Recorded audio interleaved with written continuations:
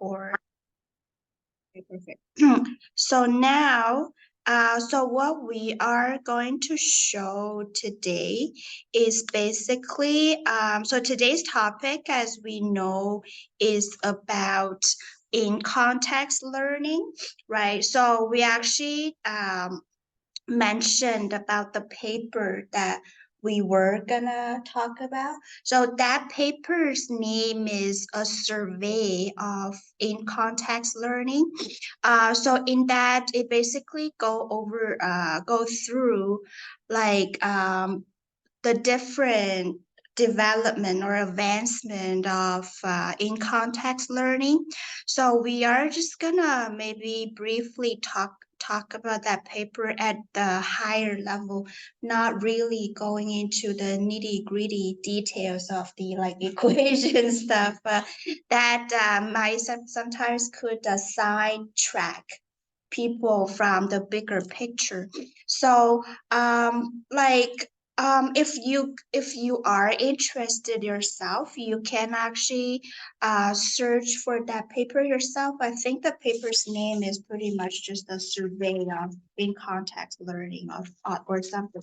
But from that and also from some of the other resources, I try to summarize this topic from like these different perspectives that you see on the screen right now. So just for me to look at in context learning, right?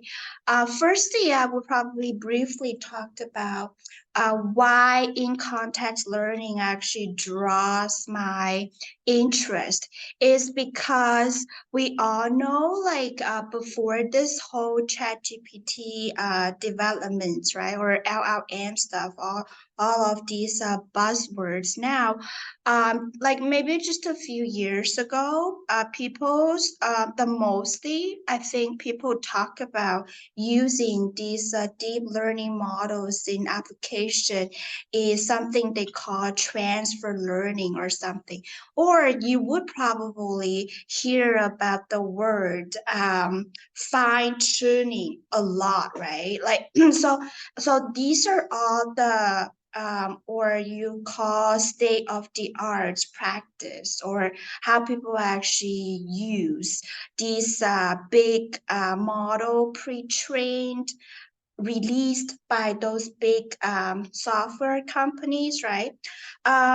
And then, but then now suddenly, after this ChatGPT stuff, and then people start talking about, oh, actually, you know what?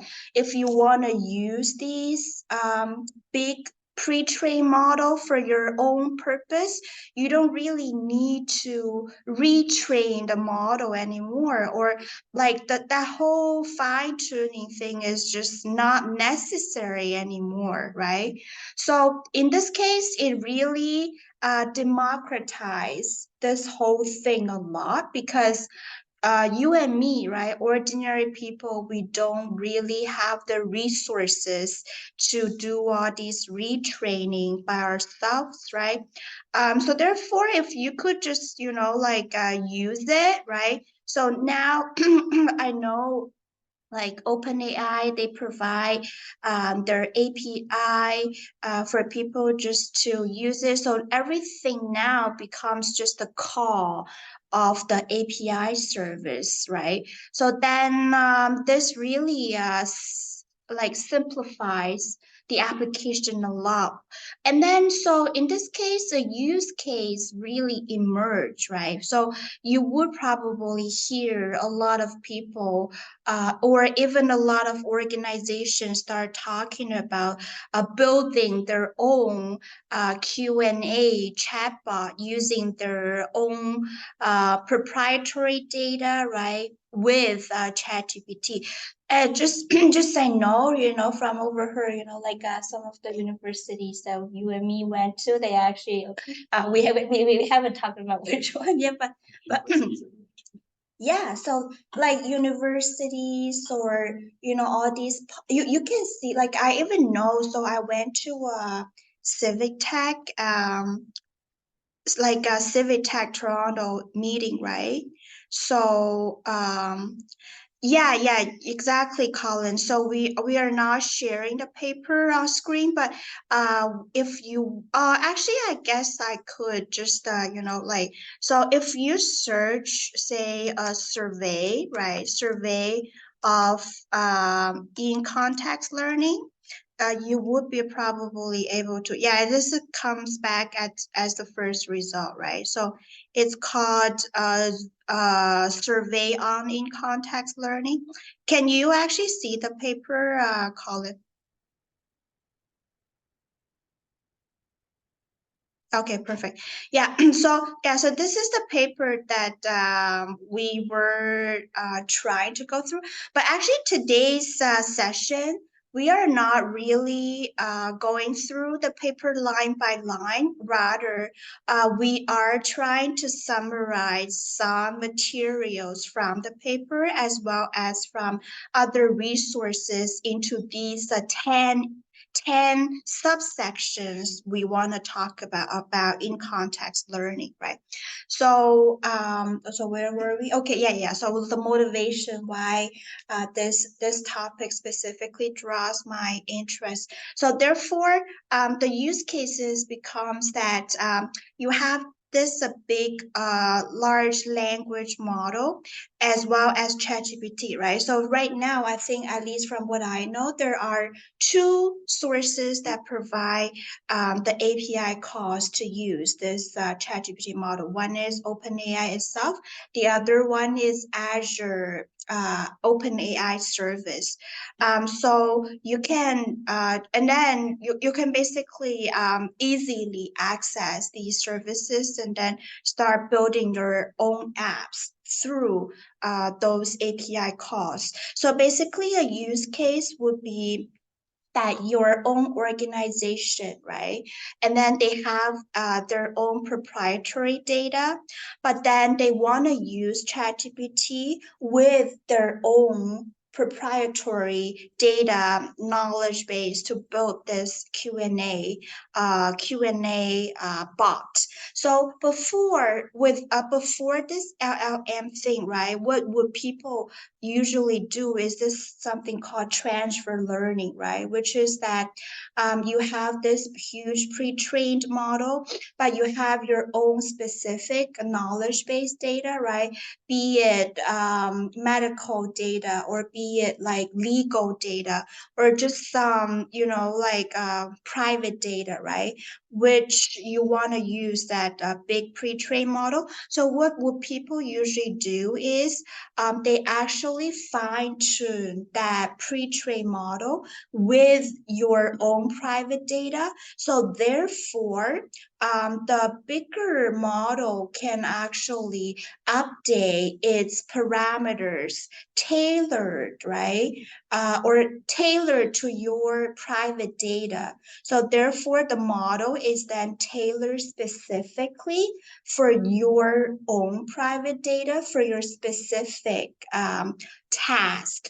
Like let's say that if you are opinion poll company, right, or opinion poll agency, and then you have a bunch of, say, let's say that you actually release the product line. Let's say that McDonald actually produced like a new hamburger, and then you just want to see what people feel about it. Then you collect all these like data specifically about this hamburger, right? So maybe like a lot of terminologies, like all these different chemicals that go into it, or like some special ingredients or whatever. And then you use these private data to fine tune this bigger that general data, right? Which may be trained on Wikipedia pages or Google News data or whatever. So, but then you use these hamburger data, and then your label, right? Your task would be, oh, is people's sentiment. Let's say if it's a sentiment analysis application, then like if people's in general sentiment about this is positive or negative. So then you actually input firstly those let's say that the hamburgers ingredients or sources as the X, right, the input, and then people's customers response as the Y, which is the positive or negative sentiment, and then you feed this X and Y a pair, input label pair into the bigger model to fine tune that bigger model and tailor into the specific data and task, right? So that's what the usual practice was. But now they say actually, with this LLM model, none of these are necessary anymore. So you don't really need to fine tune and tailor that large model into your specific private data and task. So that actually draws my curiosity and then motivate me actually delve into this topic, right? So then so firstly, why, right? Like why could it work and how does it work, right? And then also how can we, because like if you understand this, then you know that you can do a lot about it, right? Because like you don't really need to retrain anything. So firstly, from just a few days or sometimes struggling right in my head, just scratch my head about trying to make sense of this whole practice, like why. So firstly, like how do I really can understand it, like make sense of it. So I come up with these three aspects that I hope could understand that question of mine, right? Like, so firstly, why you don't well it's like you could still fine tune it like later on, like later on you will see that we will just actually talk about it, like if you really like stubborn to retrain something, you could, but then it's not necessary, right? So therefore, our title here is called in context learning without necessarily the need for retraining. So these 10 aspects that I come up with about in context learning to try to answer that question include, so firstly, we will look at in context learning from the a general perspective, a general sequence to sequence model perspective that you see on the first tab here, right, on the screen. So, and then the second one would be, so I actually try to draw an analogy of this in context learning with something called contextual embedding, right? Because I feel like basically these two perspectives can really help to understand this concept of in context learning without retraining. And then from starting from the third aspect, then we could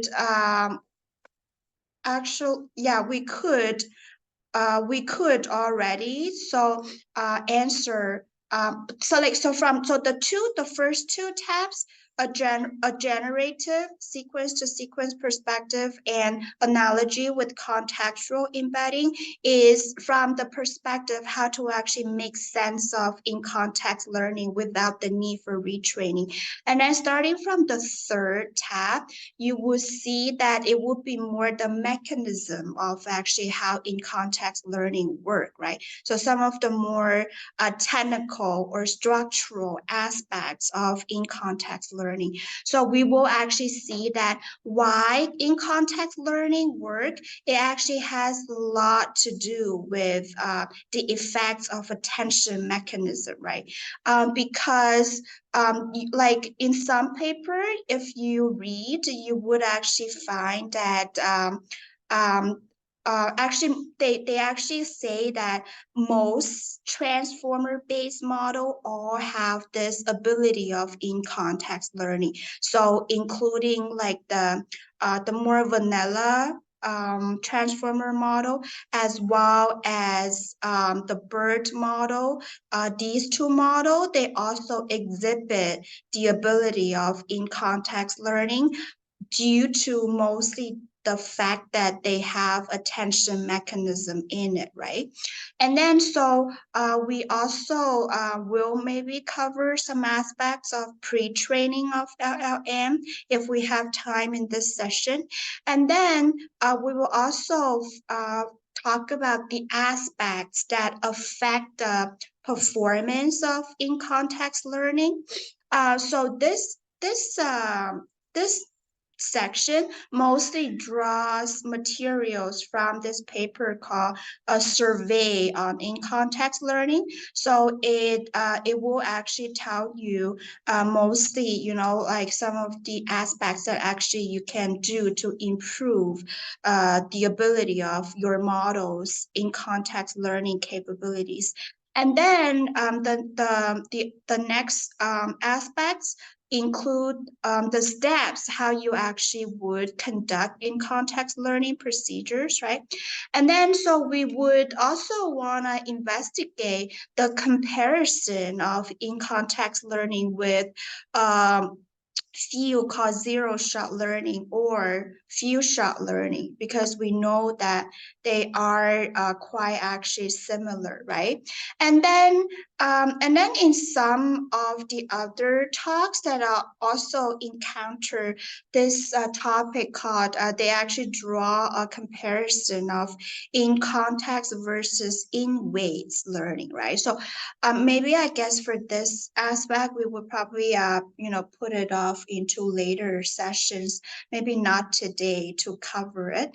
And then we will also, the last, but not the least, is we will probably cover, you know, how all of the above logic get mapped into an implementation workflow of in context learning, right? So these are the 10 aspects I think would be kind of sort of like help you to make sense of actually why in context learning works and also how does it work, right? So firstly, so when I actually try to make sense of in context learning from the beginning is that you know, like how come, right? So people now all use the prompts, right? So with in context learning, we know that one of the ways to use it is all of these prompts design, right? So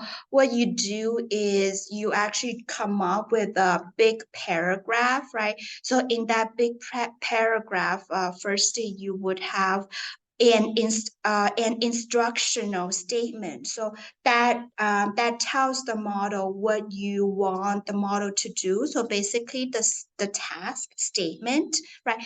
And then you could optionally include some demonstration examples, right?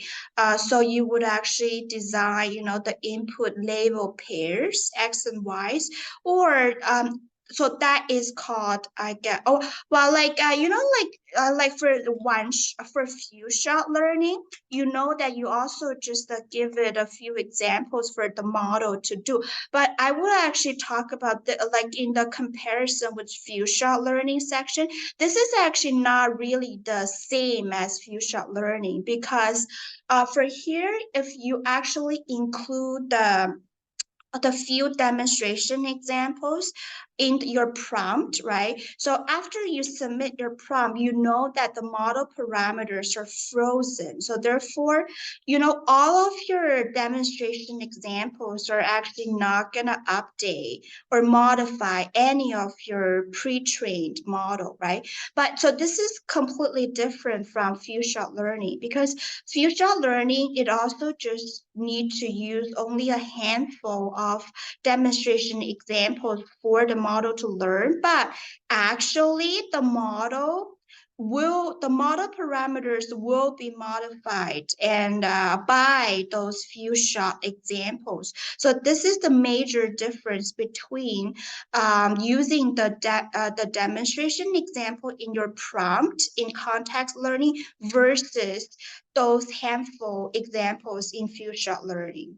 So the major difference is, one, the model parameters are completely not being affected, while the other is that the model model parameters are going to change with those examples. But a similarity or a common thing between these two is that they only need a handful of examples. So there are some people that actually made experiments that if you use too big of demonstration examples to try to influence these model, actually the model performance plateaued, if not actually going worse, right? So this is the common thing between using demonstration examples with in context learning as field shot learning.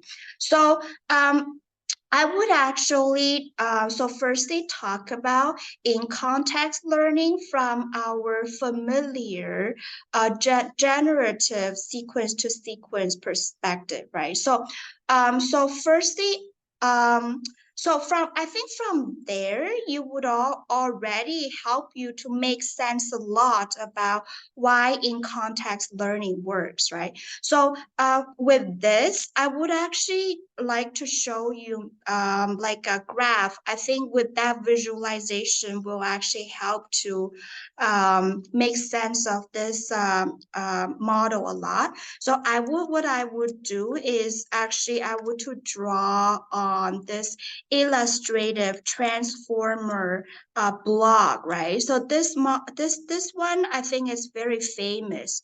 So even with this in context learning LLM context, I think it's still very useful, right? So firstly, I would like to. Okay, so we have a comment here. So Colin says, just to make sure there is a difference between in context versus few shots, right? I was always confused by these terms. Yes, so there is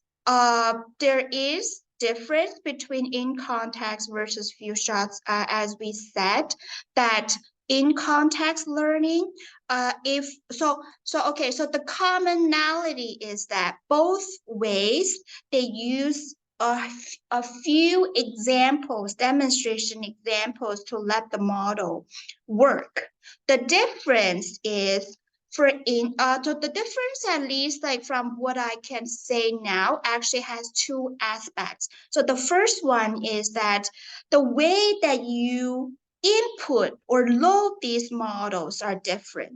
So in context learning, you actually submit these examples in the prompt, right? But in few shot learning, you actually submitted to fine tune or retrain the model.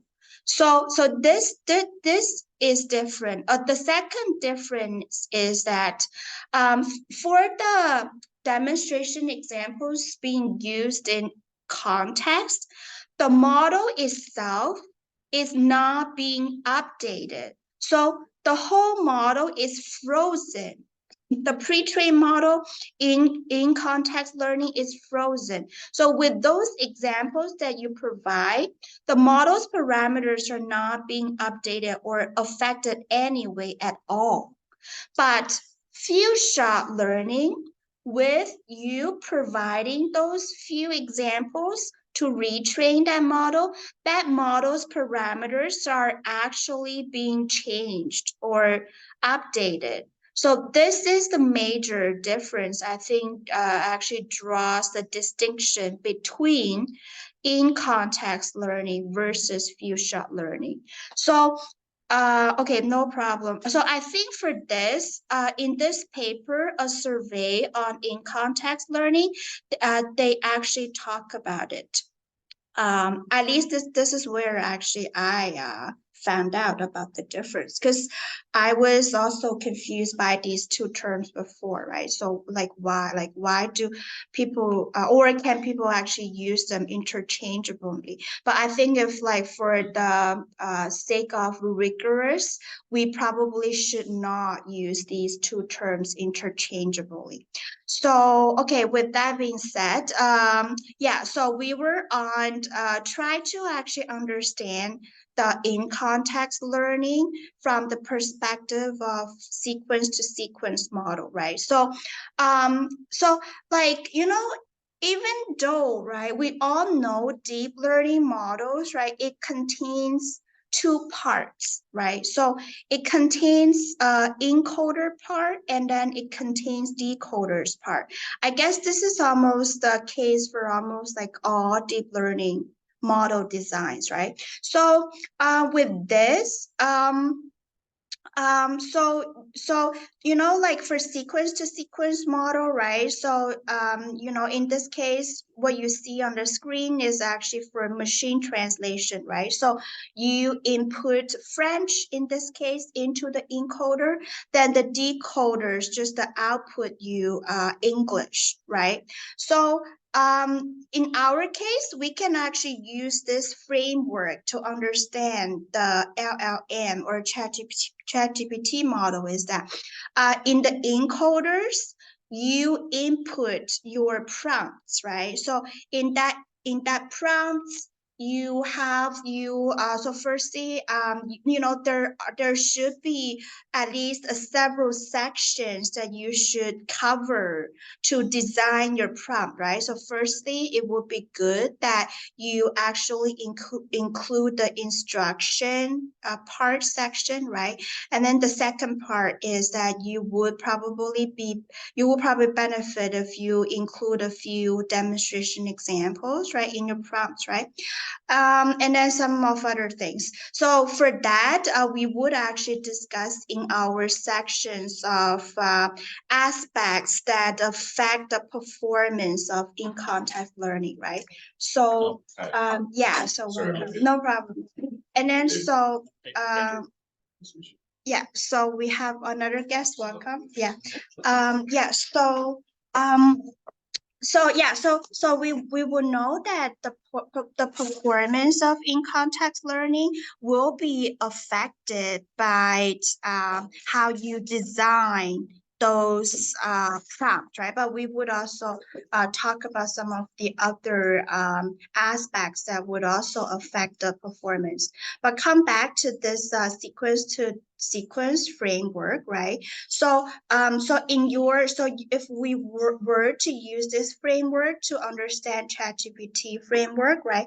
So you actually supply your prompt in the input into the encoders.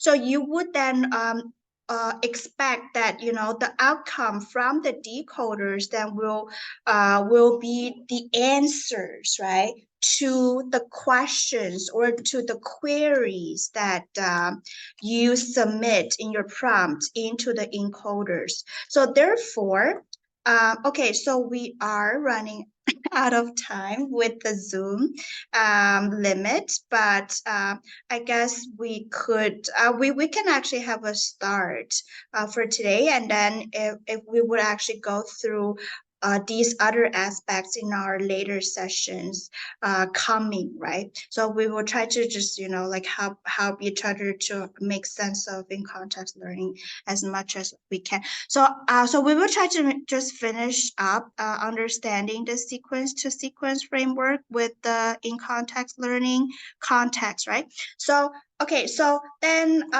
if you understand it from this aspect, then you like a lot of the things that you would already oh, this is why, right? So therefore, because we also know that in context learning or ChatGPT model is transformer based. So all of these things, I'm pretty sure that it's valid, right, for ChatGPT model. So therefore, so at least we understand the input output framework for ChatGPT now, and then we would also see that how attention mechanism actually plays a key part, right, in the in context learning capabilities. So if we actually scroll down to the attention mechanism, a visual, right? So you see here, right? So now you can see that another thing that I would also mention, right? If you want to understand ChatGPT model from the perspective of sequence to sequence model, right? So you can look at it. You can look at the left hand side. Let's say that will be your prompt, right? Prompt submission, and then so right now the picture here, you are actually taking a look at how attention mechanism is affecting how the model is doing encodings, right? So for encoding, we usually mean that the output would be the embeddings for that token, right? So in this case, you can see that when the model is trying to encode the token it, right? It actually scans through all of the input tokens, right? And then find out which token actually is the most relevant, right? Or affect the most for the semantically embedding for this token it, right? So therefore now everything start to make sense for you about those in context learning tokens, right? Because let's say that you actually have a question in your prompt, right? What you want to do is okay, use the hamburger sentiment example, right? You want to know in general, how do people feel about this new burger, right? So then when it tries to, let's say that maybe encode the token burger, right? Then it starts to scan all of the things that you submit before or even after your query. But usually in your prompt design, your query actually is being placed the last, right? Because we know that for transformer model, there's also positional encoding, right? So therefore, all of your demonstration examples, right, the tokens in that section, as well as the instruction statement that you put at the beginning of your prompts are all going to place a role to the embedding being encoded here for the token in your query question, right? So therefore, that's why those instruction statement as well as demonstration examples actually matter, right? How do you design the matters for the answers about your questions. So therefore, I would say using this framework of sequence to sequence model as well as attention mechanism really helps to understand why in context learning work. Another thing is, so this actually talk about how attention mechanism and sequence to sequence model helps to in this embedding part, right, for your token. But then we all know that even in the decoder part, right, it also actually help, right? Because we can actually go back to the sequence to sequence visualization again, right? So not only when you actually encode embeddings for your input tokens is being affected by, every token in your input prompt, but even when you are outputting those token from your decoder, right? It would be then in this case, in the ChatGPT case, would be all the token or all the answers pumping out from the ChatGPT model, right?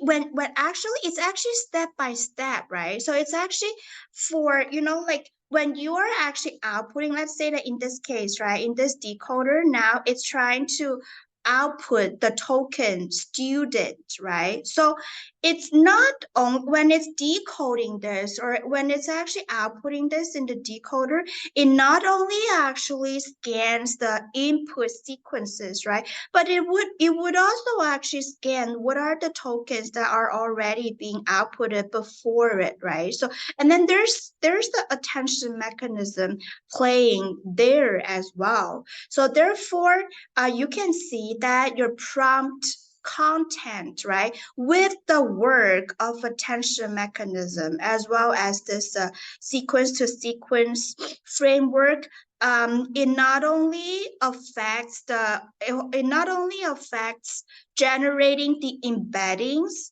for the tokens of your input, but as well as affecting, like the output sequence, right, of your ChatGPT model. So this is what I would like to show, understanding the in context learning from the perspective of sequence to sequence model as well as attention mechanism. But I would also like to actually draw another analogy of this with a contextual learning, right?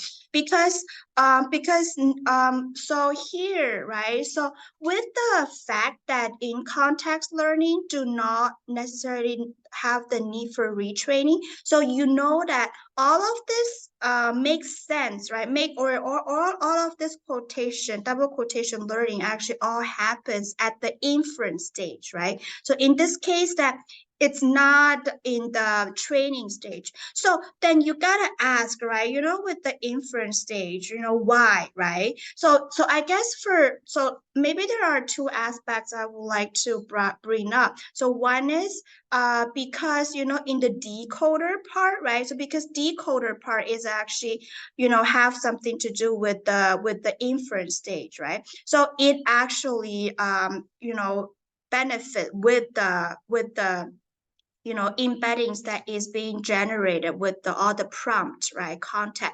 Another thing is I would like to draw the analogy with contextual embeddings, right? So we all know that for deep learning model embeddings, right? So one is called static embedding, which means that one token through your model have only one true copy of embeddings. But we all know another thing is contextual embedding, which means that the embeddings for a token is different in different contexts, right?